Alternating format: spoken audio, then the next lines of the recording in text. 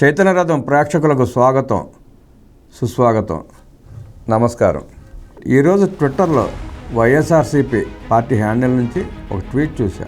ఆ ట్వీట్ చూశాక స్పందించకుండా ఉండటం బాగోదన్న ఉద్దేశంతో స్పందిస్తున్నాను. నా పూర్తి వివరణ నేను చెప్పేది విన్న తర్వాత మీరు కామెంట్ రూపంలో మీరు అడిగే ప్రశ్నలు కూడా మళ్ళీ సమాధానం చెప్తా. ఒకసారి ఆ ట్వీట్ సారాంశం ఏంటో చూద్దాం. ఏపీలో పతాక స్థాయికి చేరిన కూటమి ప్రభుత్వం కక్ష సాధింపులు. ప్రశ్న అర్థమైంది అనుకుంటా అందరికీ. కూటమి ప్రభుత్వం కక్ష సాధిస్తోందంట. కూటమి ప్రభుత్వం కక్ష సాధిస్తే 8 నెలలు వేచి ఉండాల్సిన అవసరం ఏముంది? కౌంటింగ్ అయిన రోజునే వల్లభనేని వంశీని లోపలేసే అవకాశం ఉంది. వేయలేదే. కోర్టులో కేసులు నడుస్తున్నాయి. వ్యవస్థల పట్ల కూటమి ప్రభుత్వానికి నమ్మకం ఉండబట్టే కల్పించుకుంటే ఎప్పుడో లోపలికి వెళ్ళిపోయేవాడు. ఇప్పుడు ఏదైతే కేసు ఉందో ఆ కేసు జగన్ రెడ్డి ప్రభుత్వంలో నమోదైన కేసే. ఆనాటి పోలీసు వ్యవస్థ మీ జేబులో ఉంది కాబట్టి మీరు దాన్ని సాగదీశారు, పక్కన పెట్టేశారు ఫైల్స్. సత్యవర్ధన్ అనే కుర్రాడు తెలుగుదేశం పార్టీ కార్యాలయంలో కంప్యూటర్ ఆపరేటర్. ఆ రోజు దుర్మార్గుడు వల్లభనేని వంశీ తెలుగుదేశం పార్టీ కార్యాలయం మీద సుమారుగా 100 మందిని తీసుకువెళ్ళి తగలబెట్టించే సంగతి మీకు తెలుసు. ప్రపంచం అంతా చూసింది. గన్నవరం ప్రజలు దగ్గరుండి చూశారు. కార్యాలయం తగలబెట్టడంతో పాటు ఆ కార్యాలయంలో పనిచేసే ఉద్యోగులు కావచ్చు, వచ్చిన సందర్శకులు కావచ్చు, వారి వాహనాలను కూడా తగలబెట్టిన సంఘటన అందరం చూసాం, మీరు చూశారు. కాకపోతే ఆ రోజు మీ కళ్ళకు బైర్లు కమ్మేటప్పటికీ మీకు కనపడాల వాస్తవాలు, అంతే తేడా. సత్యవర్ధన్ కంప్యూటర్ ఆపరేటర్ సంగతి మీకు తెలుసు. అతను ఎస్సీ సామాజిక వర్గానికి చెందిన వ్యక్తిని మీకు తెలుసు. అదే సత్యవర్ధన్ అంతకుముందు గన్నవరం ఎమ్మెల్యేగా పనిచేసిన వంశీ దగ్గర పనిచేసిన సంగతి మీకు తెలుసు. ఆ కుర్రాడిని తన కార్యాలయానికి వచ్చేయాలని చెప్పి ఒత్తిడి చేయటం, అతను రానని చెప్పడంతో కక్ష పెంచుకుని ఆ దాడి సందర్భంగా అతన్ని కొడుతూ కులం పేరుతో దూషించడం మూలంగా అతను ఎస్సీ కేసు పెట్టాడు. పార్టీ తగలబెట్టిన కేసు ఒకటి, వ్యక్తిగతంగా అతని కులాన్ని తిడుతూ ఆ కుర్రాన్ని కొట్టడం మూలంగా అతను ఎస్సీ కేసు నమోదు చేశాడు. దాన్ని నానుస్తా వచ్చారు మీరు. పార్టీ దహనం చేసిన కేసులో సుప్రీంకోర్టుకి వెళ్ళేయో కొన్ని కండిషన్స్తో అతను ఏదో తెచ్చుకున్నట్టున్నాడు. అది అటా ఉంది కేసు.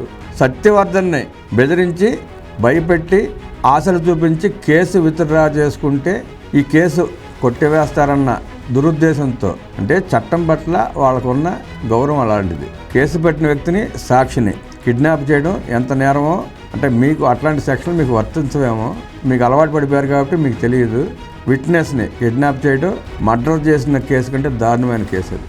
గోటితో పోయేదానికి రోకలు దాకా తెచ్చుకున్నట్టు దొమ్మి కేసు ఉండేదో పోయేదో, సాక్షులు రుజువైతే చిన్న శిక్షలు పడేవేమో, దొమ్మి కేసు కింద కొట్టుకుపోయేది. 80 మంది 90 మంది ఉన్నారు కాబట్టి. వంశీ పొగరుతో, అహంకారంతో, కండ కావరంతో ఆ కుర్రాన్ని బెదిరించి అతనితో సెల్ఫీ వీడియో తీపించి బలవంతంగా మేజిస్ట్రేట్ ముందు వాంగ్మూలం ఇప్పించాడు. డబ్బు ఆశ చూపించి కుటుంబ సభ్యుల్ని చంపేస్తామని బెదిరించి భయపెట్టి అలా చేశాడు. అతను కూడా పిల్లాడు భయపడి చెప్పిన మాట వాస్తవమే. అక్కడి నుంచి తప్పించుకుని బయటికి రాగానే ప్రతి మనిషికి మనస్సాక్షి ఉంటుంది. మీరు ఎంత భయపెట్టినా మనస్సాక్షి ఒప్పుకోదు.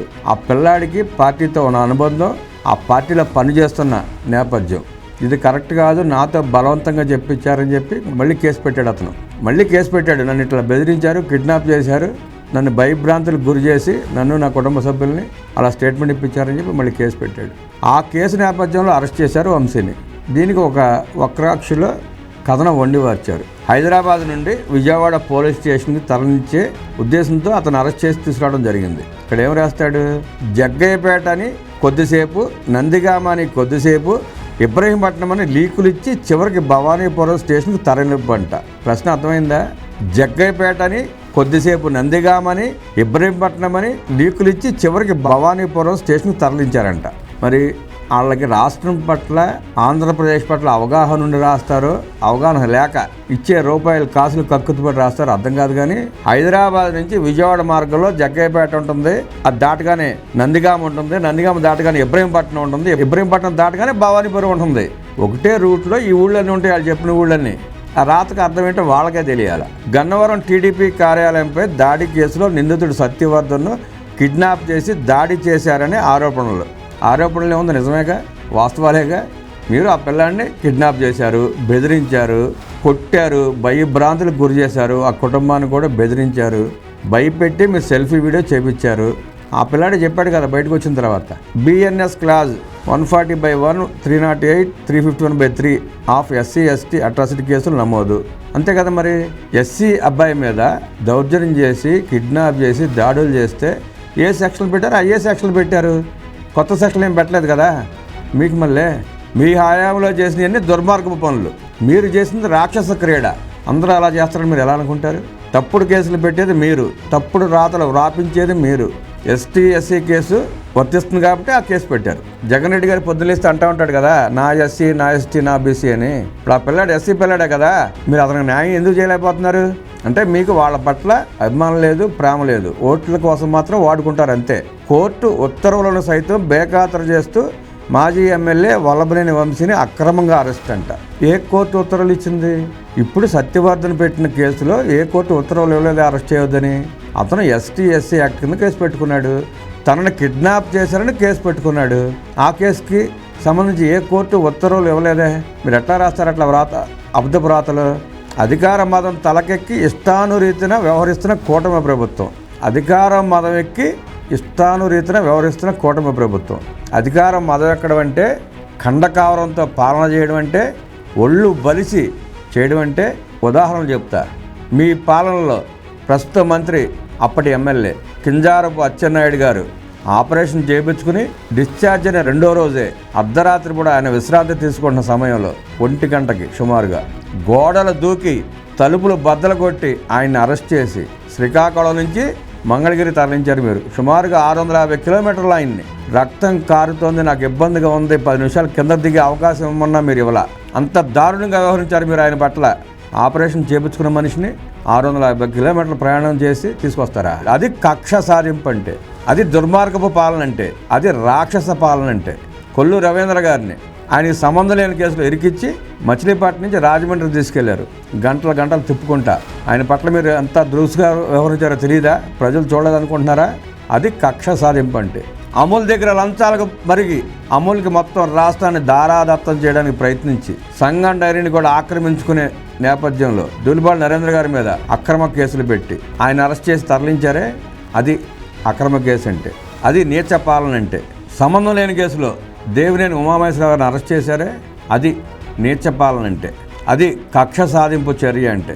దేవినేని ఉమా గారి మీద మీరు విశ్వ ప్రయత్నం చేశారు ఆయన ఏదో రకంగా ఇరికించాలని చెప్పి. మీ వల్ల కాల. ఎక్కడ చిన్న మచ్చ దొరకలా.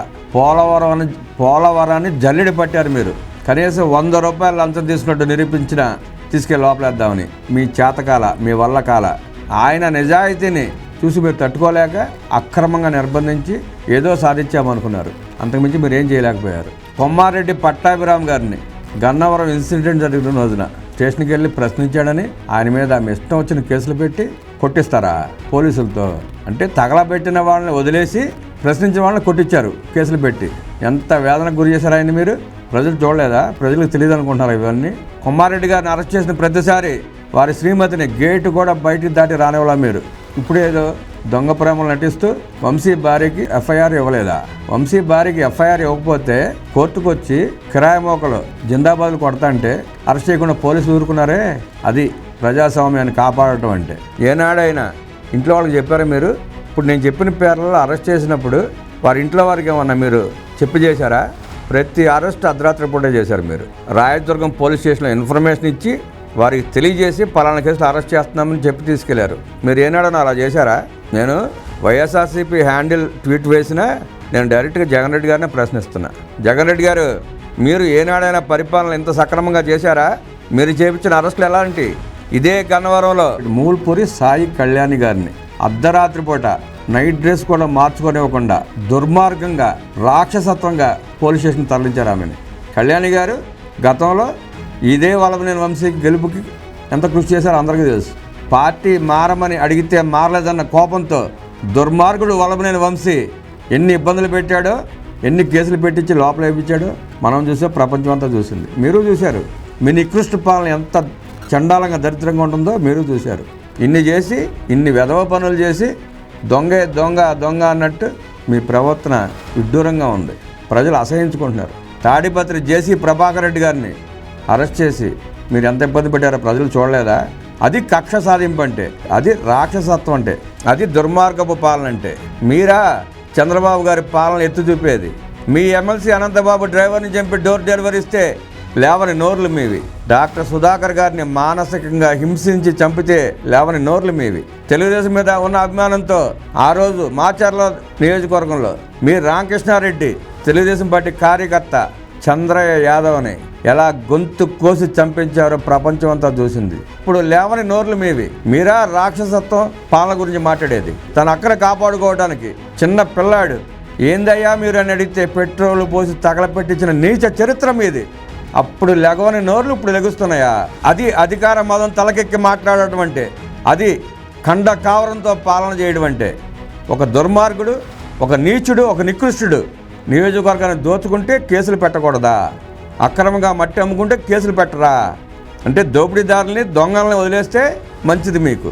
మీ పాలనేమో మంచి మంచి వాళ్ళ మీద కేసులు పెడతారు. ఇప్పుడు వచ్చిన ప్రభుత్వం దొంగలు పట్టుకుంటే మీ బాధగా ఉందా?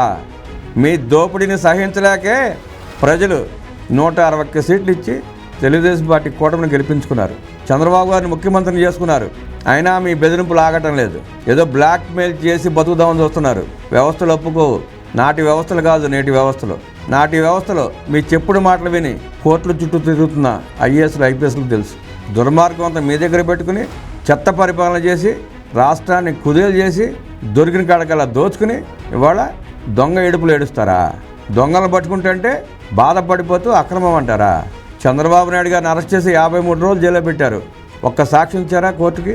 ఉమాగారి మీద కేసు పెట్టి లోపల పెట్టారు. ఒక్క సాక్ష్యం ఉందా మీ దగ్గర? ఒక్క సాక్ష్యం ప్రొడ్యూస్ చేయగలిగారా? కొల్లు రవీంద్ర గారి మీద కేసు పెట్టారు. ఒక్క సాక్ష్యం ప్రొడ్యూస్ చేయగలిగారా? అచ్చెన్నాయుడు గారి మీద అనేక ఆరోపణలు చేశారు. ఒక్కటి నిరూపించగలిగారా? 5 ఏళ్లలో చేత కాక చవట పరిపాలన చేసి ఇవాళ కూటమి ప్రభుత్వం అద్భుతంగా పరిపాలన చేస్తుంటే, పరిశ్రమలు తీసుకొస్తుంటే, లక్షలాది ఉద్యోగాలు కల్పిస్తుంటే, ఇంకో పక్క మీ దొంగల్ని సాక్ష్యాలతో పట్టుకుని కోర్టు మెట్లు ఎక్కిస్తుంటే మీకు బాధగా ఉందా?